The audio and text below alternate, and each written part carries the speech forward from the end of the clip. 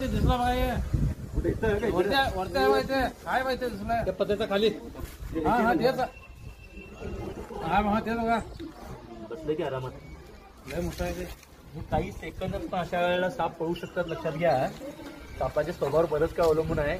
विद्यानिकेतन जवळ मी आहे, लिंगराज कॉलेजच्या पाठीमागचा परिसर आहे आणि धामण सापाचं प्रमाण इथं जास्त आहे. लास्ट टाइमला 2 साप होते, 1.5 तास मी प्रयत्न करून सापडले नव्हते. पण म्हणून महत्वाची जी असते ती परिस्थिती असते. लक्षात घ्या, आणि बघत तर थांबलेत, पण असं असताना सुद्धा हा साप पळू शकतोय. म्हणजे हे सगळं त्याच्या स्वभावावरती अवलंबून आहे.